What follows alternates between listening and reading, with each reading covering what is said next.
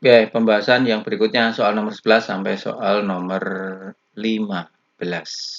Di sini disajikan ada soal pecahan atau pertidaksamaan pecahan. Jadi 2x ditambah 5 per 3 kurang dari sama dengan 3x dikurangi 1 per 4 ditambah 2. Nah, ini ada operasi hitung pecahan atau namanya ini pertidaksamaan. Nah, dalam operasi hitung bilangan pecahan, konsepnya disamakan penyebut. Nah, di sini kalau anak-anak repot dengan pecahan, maka kita menghilangkan penyebut yang ada. Caranya bagaimana?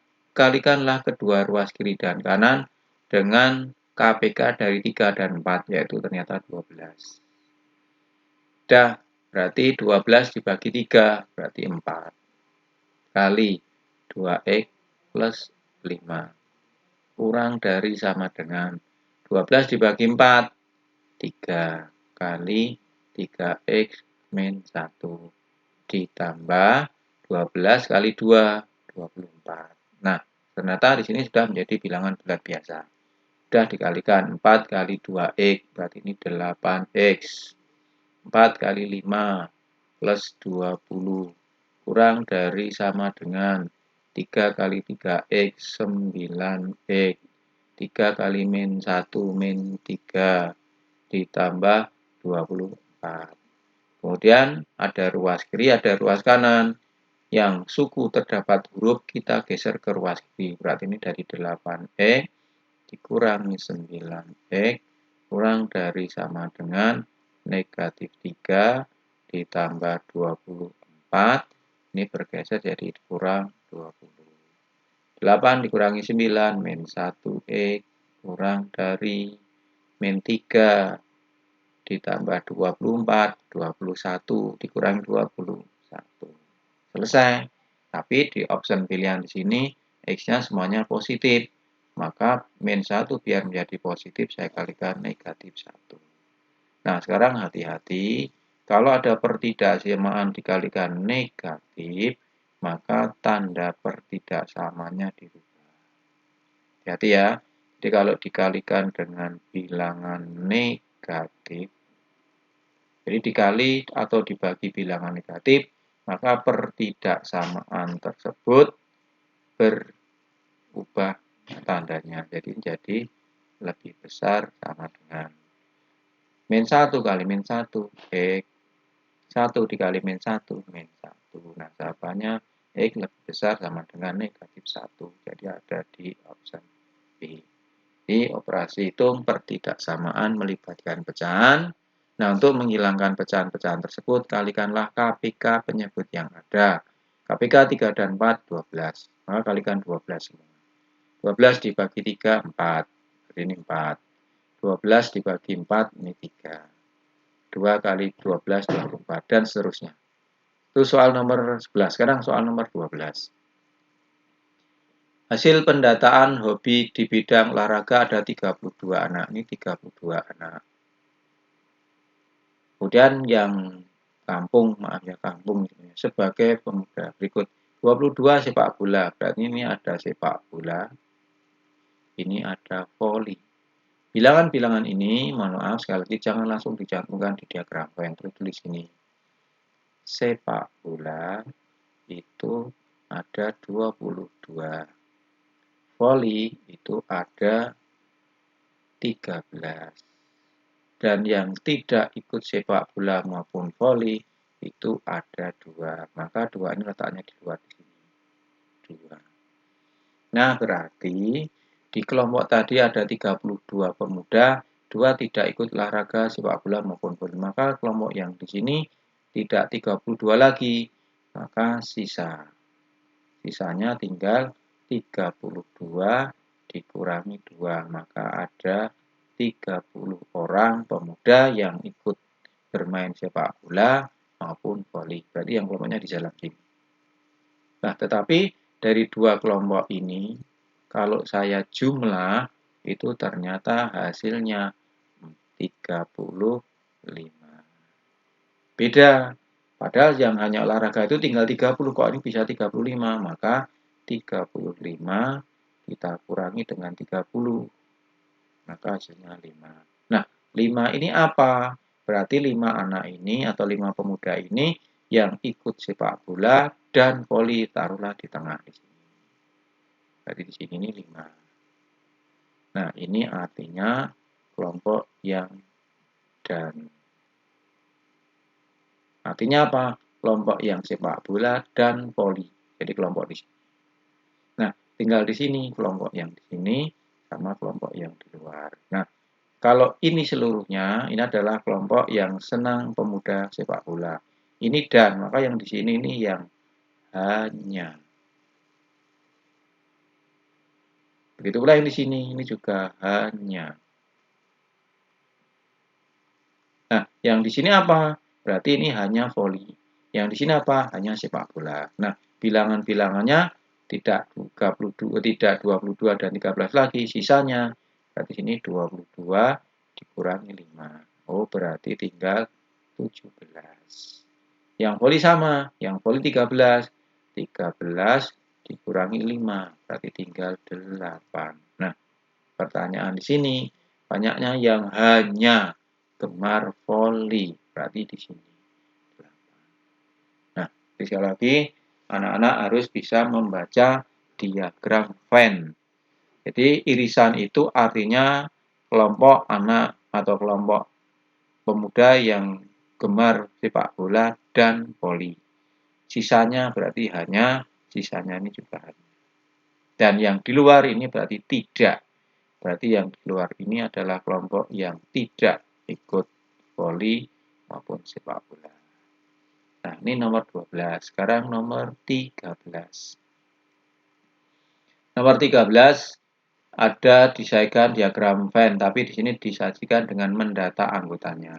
Nah, untuk menjawab pertanyaan pernyataan 1, 2, 3, 4, saya tulis dulu anggota A.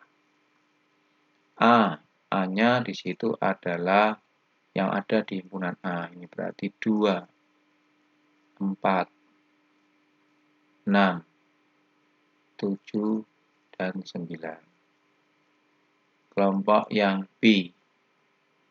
Kelompok himpunan B itu berarti 7, 9. Nah, ini ada 7, 9, 10, 11. Nah, sekarang pernyataan di situ saya dari pernyataan pertama dulu. A dikurangi B. Nah, untuk menjawab A dikurangi B, dari dua himpunan A dan B ini kita cari anggotanya yang sama, yaitu 7, 9. Nah, ini yang sama. Dikasih tanda dulu. Nah, kalau A dikurangi B, berarti yang kita perhatikan yang himpunan A. Sisanya, oh berarti 2, 4, 6. Nah, A dikurangi B, 2, 4, 6. Di pernyataan pertama, tidak benar, berarti ini salah. Nah, di pilihan ganda yang ada pernyataan 1, berarti salah, berarti ini salah, sama yang D ini juga salah. Tinggal B atau C. Nah, tinggal 2 atau 3, kita coba sekarang yang kedua. Berarti A digabung dengan B. Artinya apa? Semua yang ada di himpunan A dan di B ditulis yang sama, tulis salah satu. Berarti 2, 4, 6, 7, 9, 10, 11. Nah, itu pernyataan A digabung dengan B. 2, 4, 6, 7, 9, 10. Oh, ini benar. Berarti yang ada pernyataan 2-nya benar. Berarti jawabannya B. Nah, itu cara membaca diagram Venn. Sekali lagi, untuk menjawab pernyataan-pernyataan tersebut, tulis dulu anggota A, anggota B. Kalau A dikurangi B, berarti yang diperhatikan A sisanya berapa. Kalau A digabung B, maka himpunan A dan himpunan B ditulis semua. Yang kembar atau yang sama cukup salah satu. Itu yang nomor 13. Sekarang soal nomor 14. Nomor 14, di sini ada pernyataan sejajar tegak lurus. Nah, anak-anak harus tahu konsep sejajar dulu. sejajar, itu apa toh syaratnya? Miringnya sama, berarti gradiennya harus sama. Itu dulu konsepnya. Tegak lurus. Nah, tegak lurus itu apa? Tegak lurus itu adalah berkebalikan. Nah, anak-anak ini konsepnya dulu. Dan berlawanan. Nah, nanti apa yang berkebalikan, apa yang berlawanan, kita coba begini. Sejajar sama. Ini ada kata-kata sejajar, gitu ya. Yang namanya persamaan garis antara pertama dan kedua ini sudah bentuknya sama.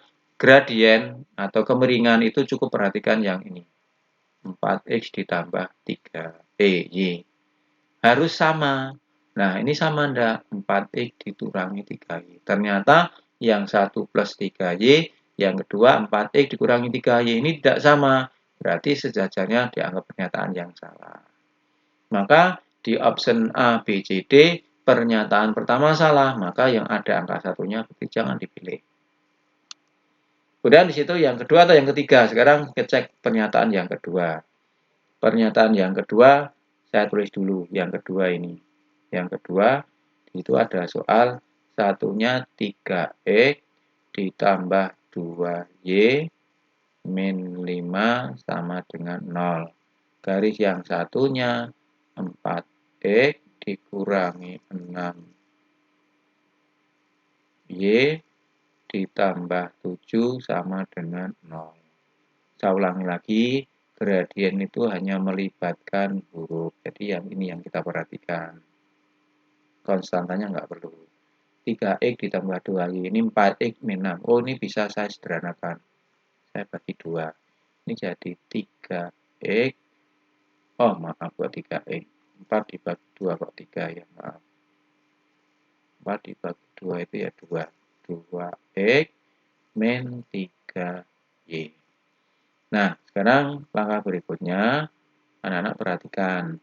Tegak lurus, ini kan ada kata-katanya kan tegak lurus. Nah, tegak lurus itu bagaimana? Berkebalikan dan berlawanan. Kita perhatikan bilangannya.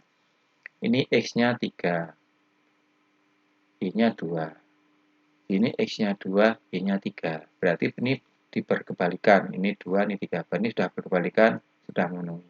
Dan berlawanan.